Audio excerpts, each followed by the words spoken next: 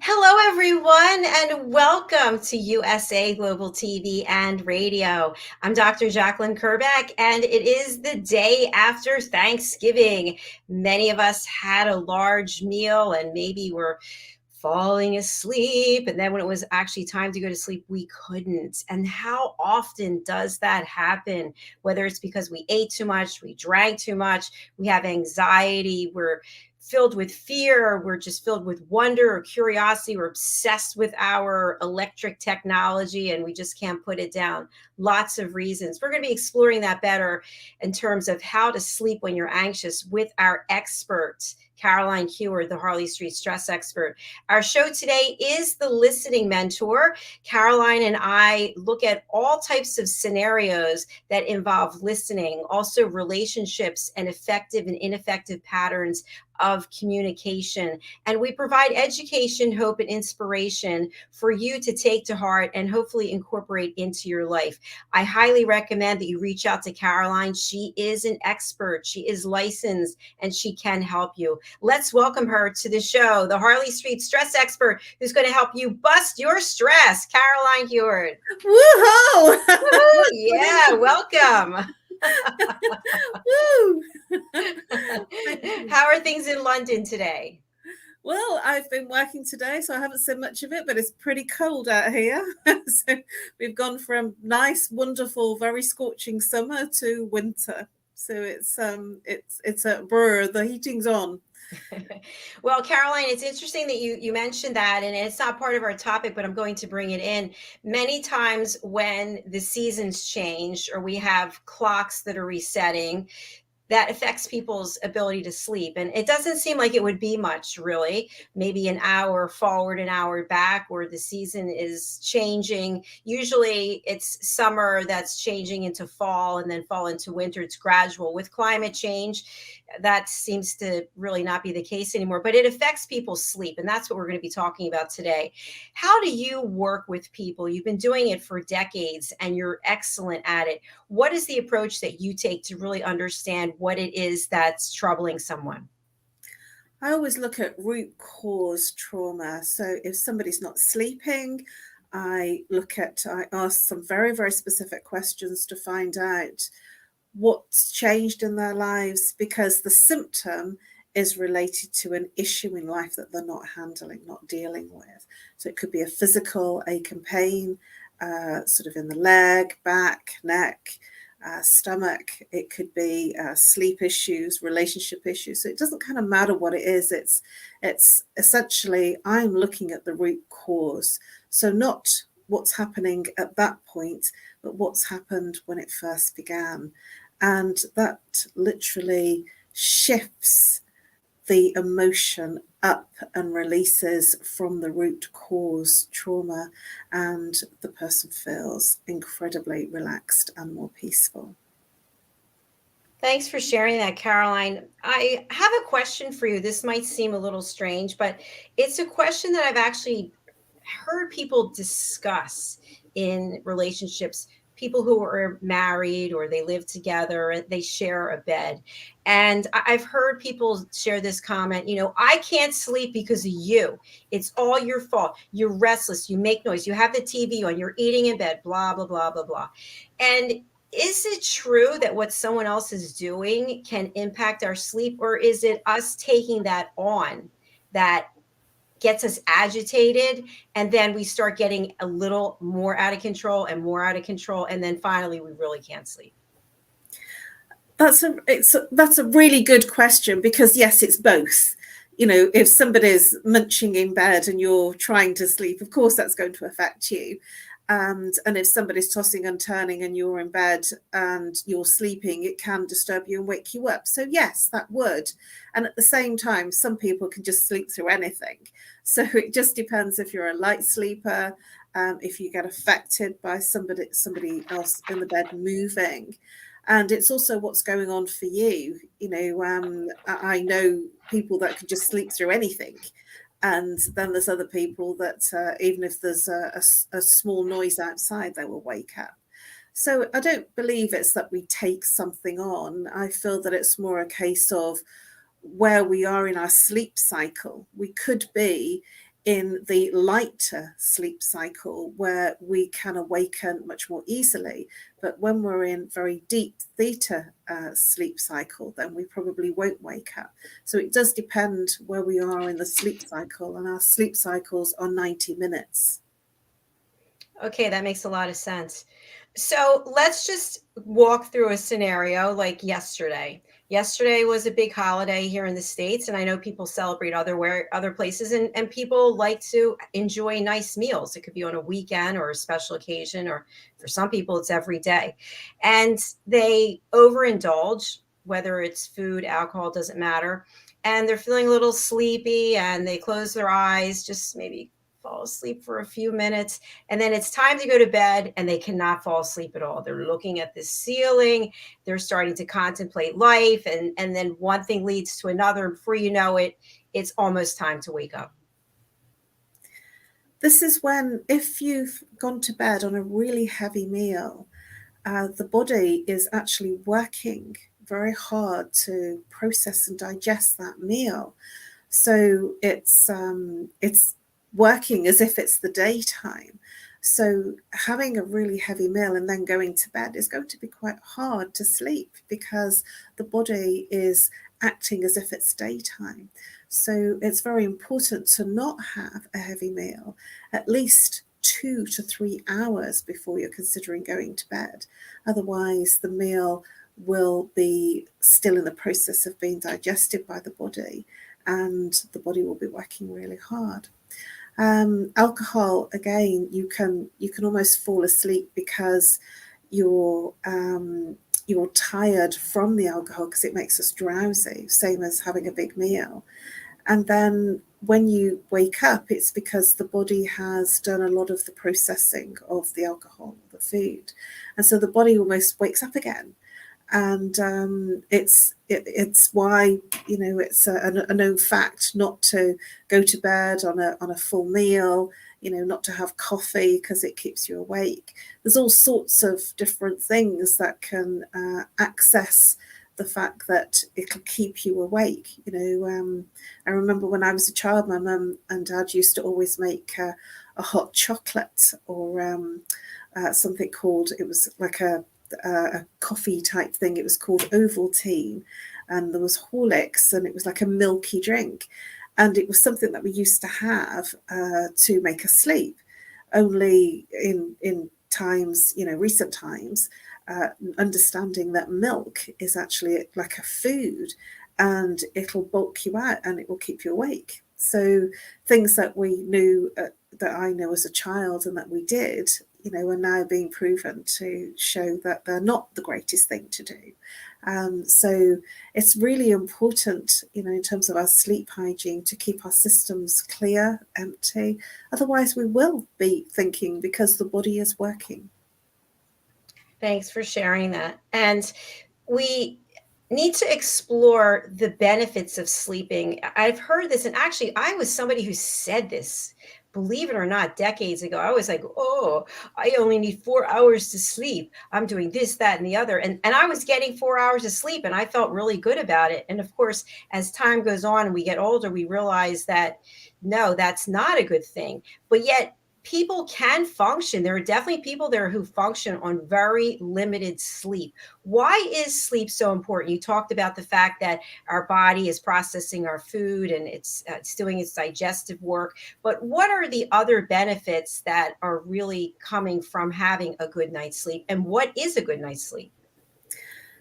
The body needs to rest and recuperate, and it needs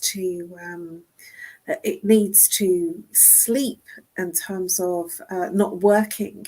And if it's constantly on the go, so if there's not enough sleep hours, the body will not have had the sufficient rest it needs for growth and repair, for processing whatever it needs to in terms of, any illnesses, ailments. And it's sort of like if you have a car and you don't fill it with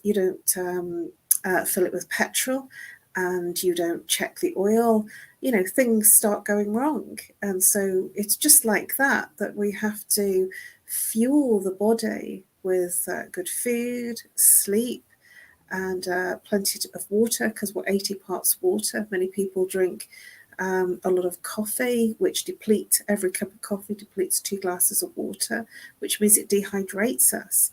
And so when we sleep, it actually enables us to repair, to heal, and to formulate that space of the body needing that rest period.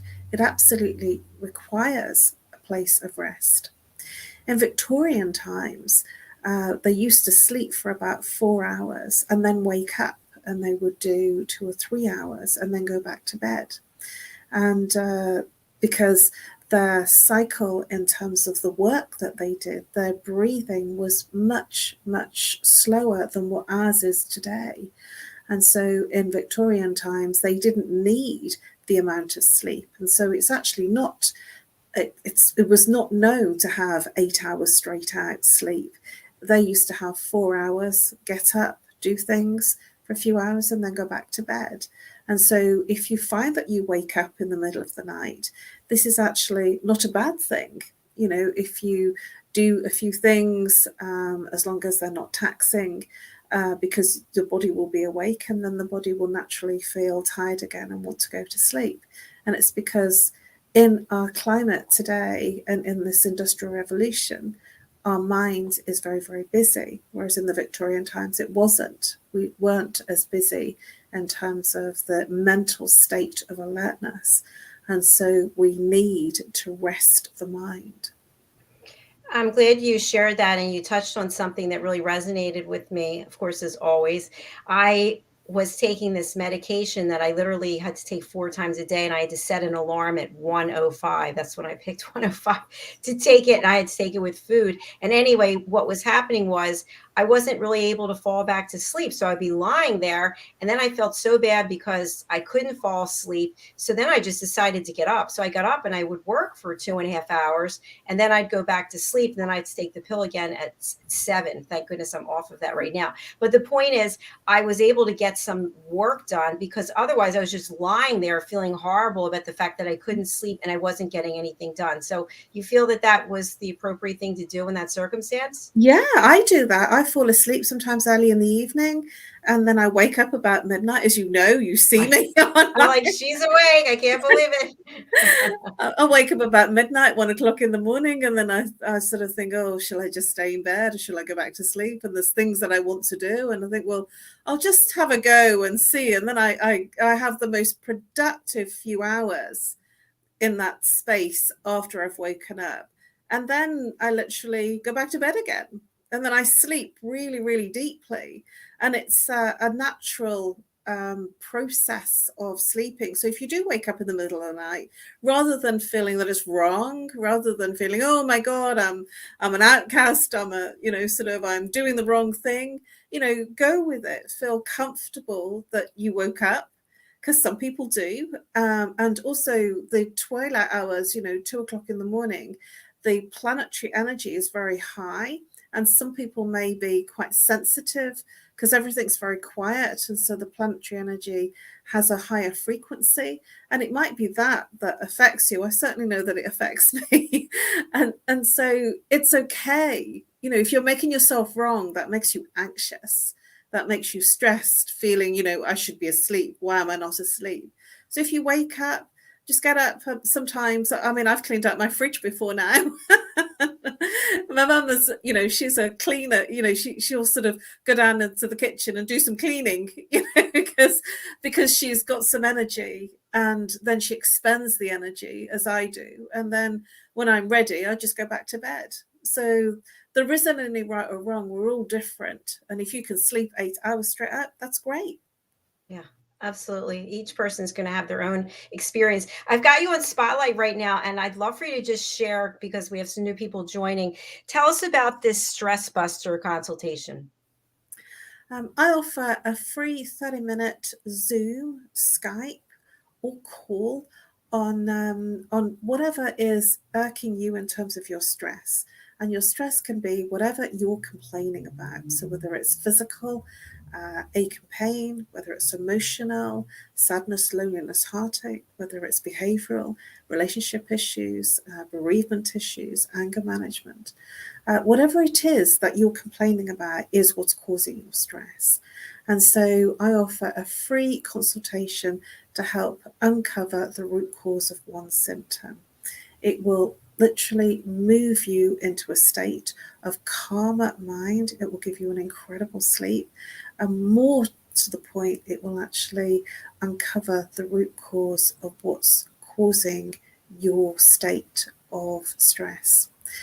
If you reach out to me on NoMoreStress@live.co.uk and email me or call on +44 if you're international 07523 120 189. And I look forward to helping you bust your stress. Thanks, Caroline. Okay, back for our topic today. So let's say it has nothing to do with what you had to eat, not have to do with what you had to drink, but you're just feeling anxious. It's been an anxious day, and you typically go to bed at a certain time. And as the time is approaching, I know with me, I've got this Apple Watch, which I love, and it'll tell me, I have it set to a certain time, and half hour before it's time to start shutting things down. As soon as I see that, I'm like, oh, I'm not ready to shut things down. But anyway, there's all kinds of triggers that can set us off. But if we're feeling anxious before it's time to go to bed, should we still go to bed at that set time that we told ourselves every night? I'm going to bed at 9 or 10 or whatever time it is. Or should we stay up and try to work through that anxiety and that stress? Anxiety is when the mind is overly thinking. It's conversing and it's thinking about future stuff. So when the mind is active and it's thinking about, sort of a report that you need to do or a meeting that you need to go to, or you start getting anxious about something that hasn't happened, is what anxiety is. Anxiety is a future thing that's not happened. And essentially, it's that the mind is active and thinking about future things that may or may not happen. And when the mind is engaged in that space, it will stay alert. And the thing that I would recommend to empty the mind is maybe to write down what's in the mind. So when you commit it to paper, when you write it down, you're taking it out of the mind and putting it down on paper so the mind doesn't have to hold on to it, to remember it. And this is what happens. The mind feels that it needs to hang on to all the thoughts because it might forget. And so if you write it down, and then every time that you've written something down, you'll find that it starts to empty the mind. Also, to breathe is the other thing that will calm the mind down. Because when you're anxious, you will be breathing in a really shallow way. You'll be breathing here in the upper chest area. And when you're breathing in that really, really shallow way, it creates more mind. It literally gives you more oxygen in the mind and keeps it active. And so my invitation is to breathe further down into the body, into the belly, into the lower belly, so that when you breathe, you extend the diaphragm and oxygenate the whole body. And when you oxygenate the whole body by expanding the belly as you breathe, you will find that the mind will start to calm.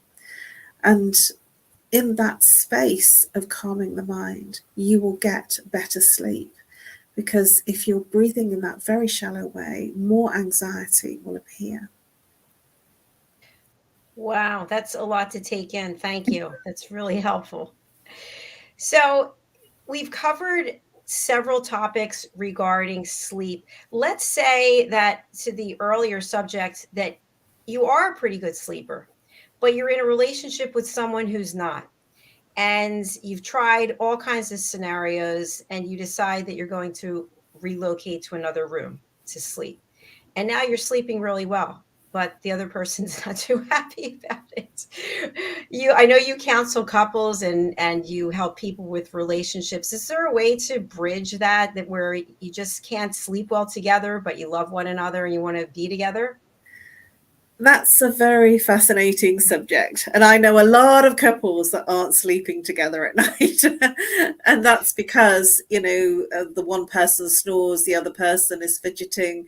It's whatever it is that comes up. And we have to find, we do need our sleep, especially if we're working during the day and we're very busy. And so it's important for each person to find their comfortable solution, because it might not be comfortable to be apart. And at the same time, when you don't get your sleep and in the way that you need it personally, it has a huge effect on you in terms of your health, in terms of your cognition, in terms of your daily activities.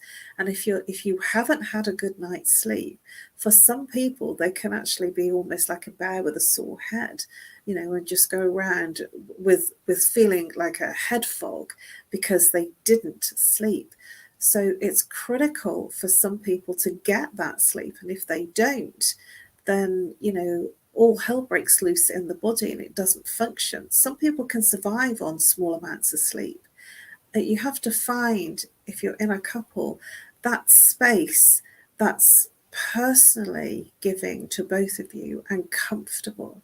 And it might be the uncomfortable option about not sleeping together, or finding a space to be together at a certain point during the evening and the night, and then going into your separate beds if that's what works for you in terms of getting that deeper sleep. And staying on this topic of people who have difficulty breathing properly and they have snoring, or sometimes it's almost like they're stopping their breathing, like sleep apnea.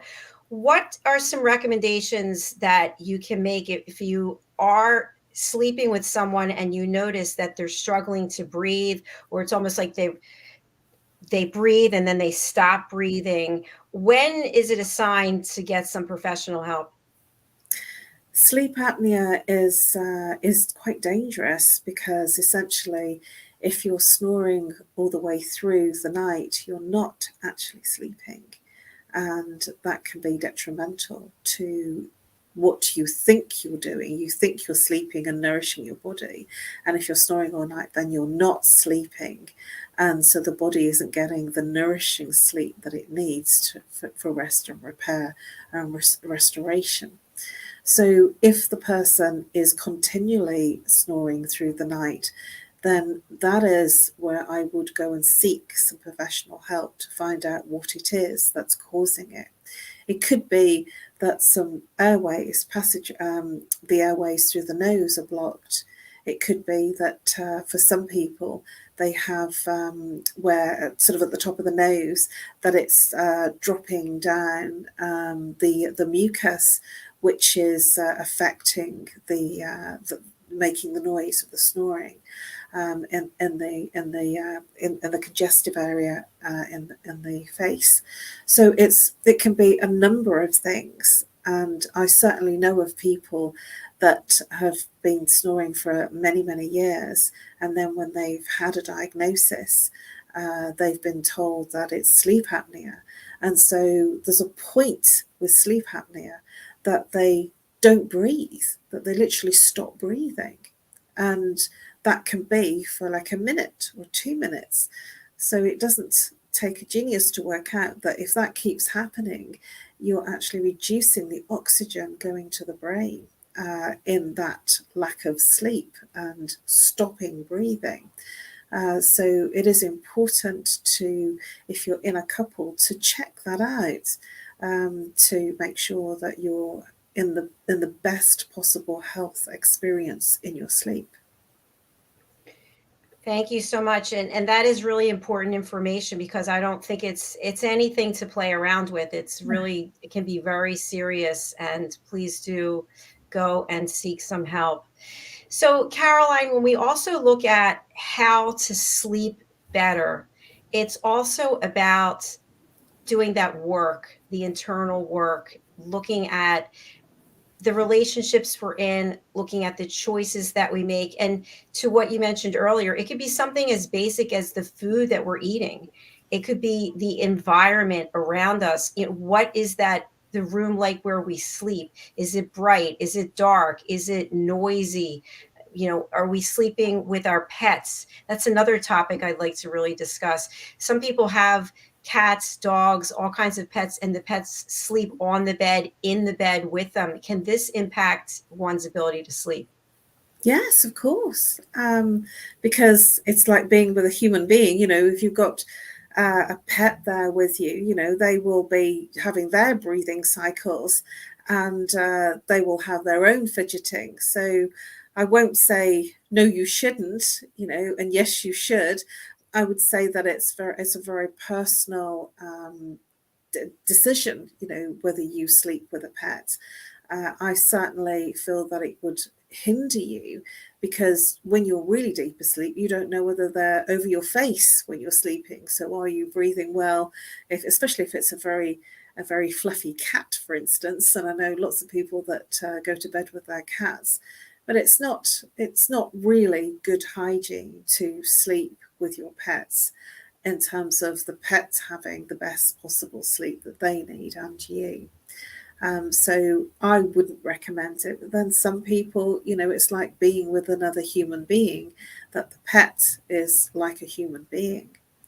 The other thing that's really important that I would consider is what I would call sleep hygiene, and making sure that your phones are not on the bed, that your laptop, your computer work is not on the bed. We live in so much technology these days that it's important to switch down the technology so that it's not in the space of our sleep, because it has a frequency and a vibration. It can affect you, and it will disturb your sleep because it's still emitting the frequency of the Wi-Fi. So it's really important to make sure that it's not on your bed, that the place that you have as your sleep area is really luxurious for your sleep, that you go into your bedroom and it's a haven to sleep, rather than a minefield of all your technology and your gadgets. I slept for many years with the office in my bedroom, and that was so debilitating. I couldn't wait to find where I'm living now, where it had 2 bedrooms, and literally the office, I can close the door, and it was such a luxury that the bedroom was the bedroom and the office was the office. Certainly for people that are working from home, which is very modern in our times, that many people have their office in their bedroom, which is also very unhealthy. Great points as always. And something I want to touch on in terms of technology, I've actually in the past been in relationships with people who were consumed with television, and we would go to sleep and the television was on all night long. And of course, ultimately, this can be a relationship breaker for sure. But I could never understand, the person would be completely passed out and I'd be wide awake. How does one sleep with the television on? And what's the reason that they do this? I've fallen asleep with the TV on early in the evening, and it's not a good idea to have the TV on, because it'll be emitting, an energy, a frequency, because we have mainly smart TVs these days, and so it's using the Wi-Fi, and then we're being bathed in this Wi-Fi, which is really not healthy. Some people, they need background noise. I'm one that needs silence. That sometimes, if I'm really, really relaxed, the lull of that, whatever it is, because I have the TV on quite low, will literally just, if I'm relaxed, I can fall asleep. So then I've woken up and the TV's on. Oh my gosh, and it's like sort of 1 o'clock midnight, and I've been wanting to watch something and I've fallen asleep to it, and that's because my body needed to rest. but it's not a good idea to have the TV on all night, because most of our TVs are smart and they're using Wi-Fi, and it means that we're creating an environment where there's a lot of frequency from the Wi-Fi that's going to affect us. Thanks for clarifying that. Yeah, I have to laugh because even though I have this television and radio platform, I don't watch television. In fact, right behind me here, behind us, I have a huge big screen television and I've never turned it on. It's been here for a few years, but I don't know. I don't turn on the television. So I can't imagine going to sleep with the television. Now, I can imagine you're watching television and you fall asleep. That's understandable. But many people actually will turn the television on when they go to sleep. Oh, well, that's because they need noise. They need Right. background noise. They can't sleep in silence. And that's something that I've known of, that people have the TV on because the silence, they can't sleep in it. So yes, I have known of that. Certainly that's not for me. But, you know, sometimes people find silence just too uncomfortable. And it could stem from childhood, where they've always had noise in the background.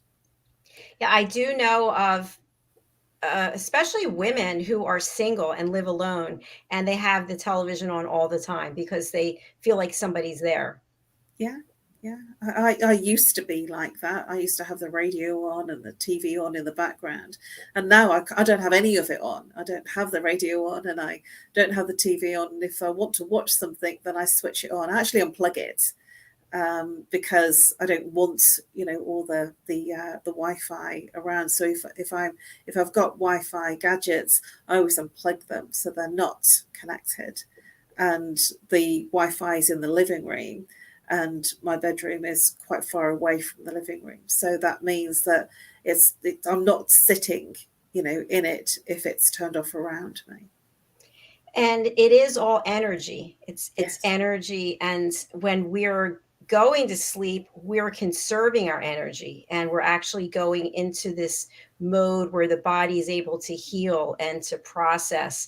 So one thing I'd like to discuss with the last minutes that we have in our show is the evolution of the need for sleep as we get older. So as a child, children sleep quite often.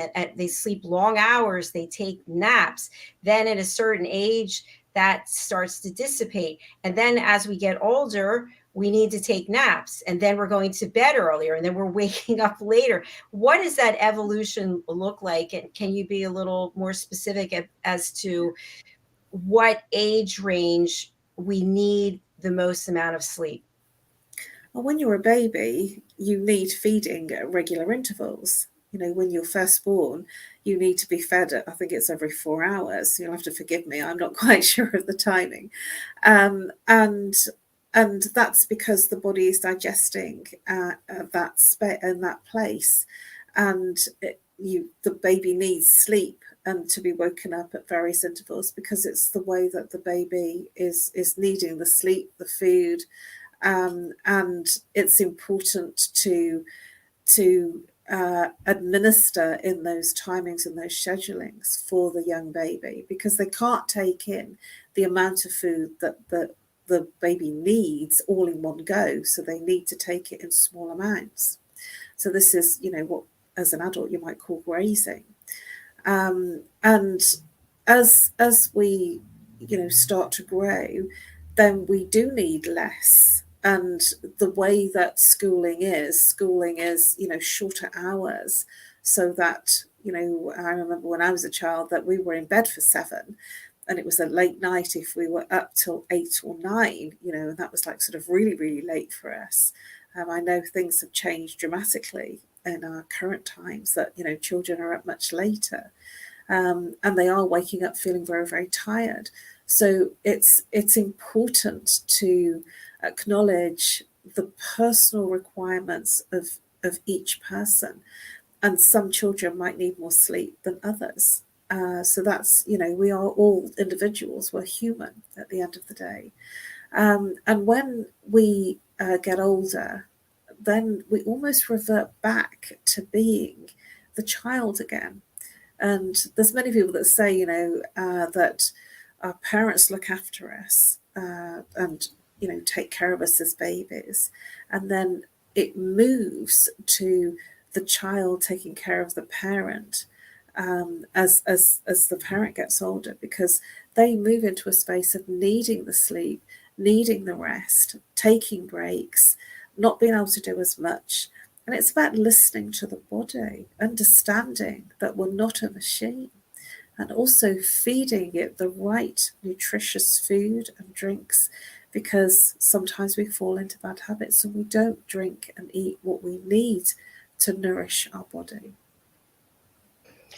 Wow, you really summed up so many key points. And obviously, sleep is a vital part of our being, our overall wellness. And I'd like for you to just touch on the mental health aspect when we are sleep deprived. I don't know for how long, when does that sleep deprivation really equate to some type of mental degradation?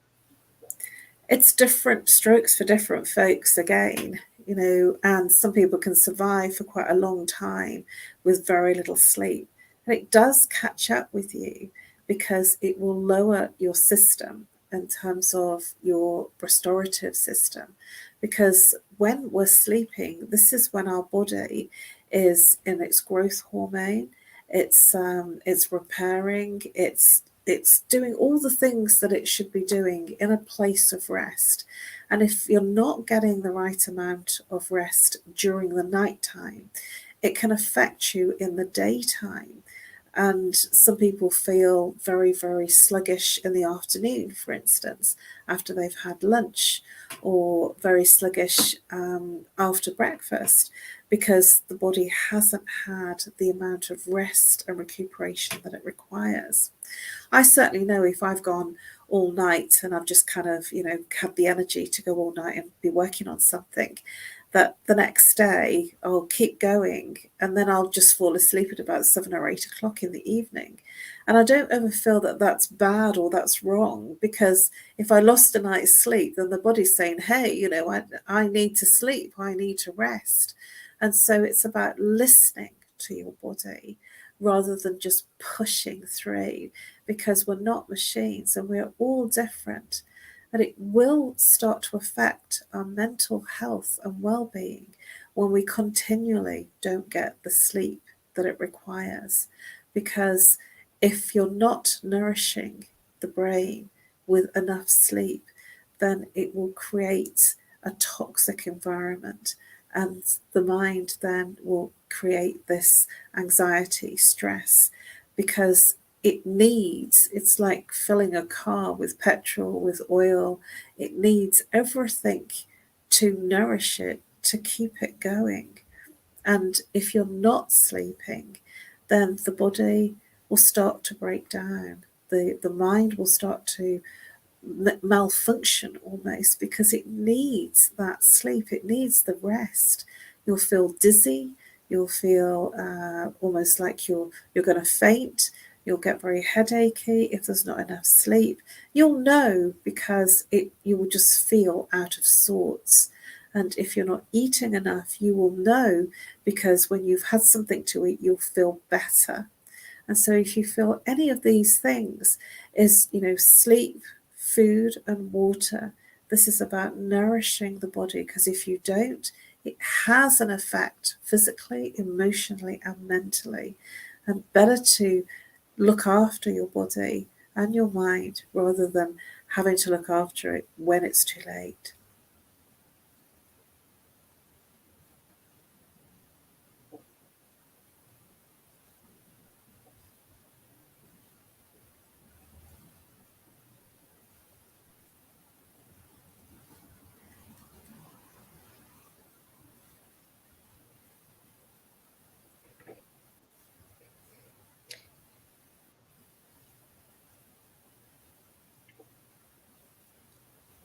So the whole idea, Thank you.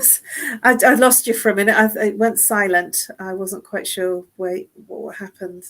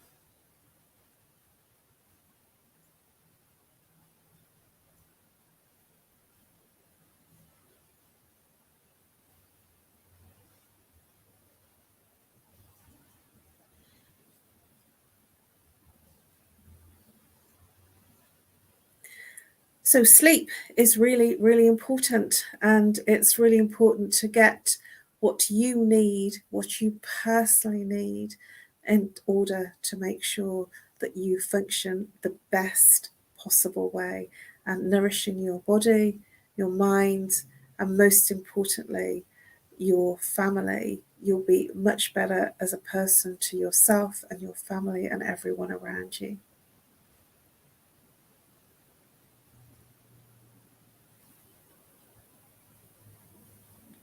So if you do have any sleep problems, please feel free to reach out on NoMoreStress at live.co.uk, or call me on +44 0 if you're local, 7523 120 189. And I look forward to helping you bust your stress. Whatever the symptom is, allow me to help you understand and create an awareness as to what's causing that symptom. Each symptom will be related to an issue in life that you're not handling. But when we're in it, we can't see it. And that's where I come in. So please reach out and allow me to help you literally bust your stress.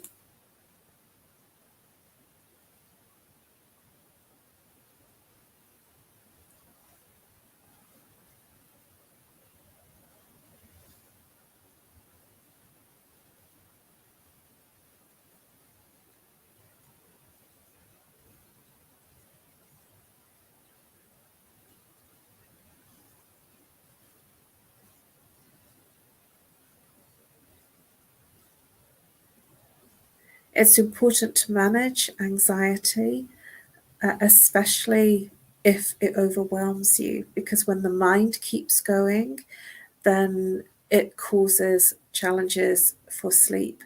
So if your mind keeps going, I really highly recommend breathing, always taking a pause.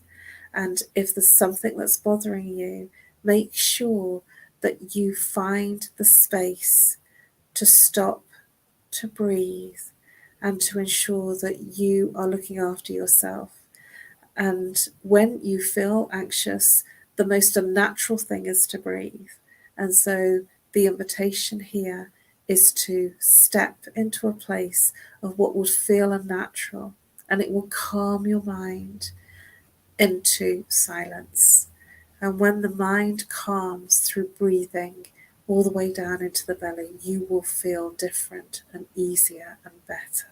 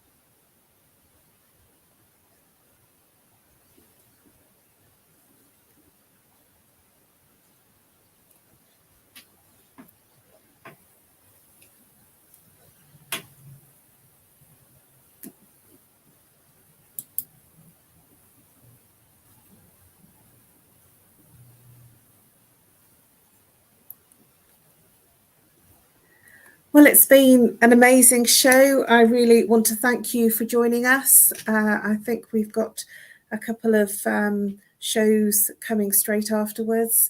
It's been really wonderful to share the anxiety and stress with you, and I really look forward to seeing you next week on Friday. Thank you very much. Bye-bye.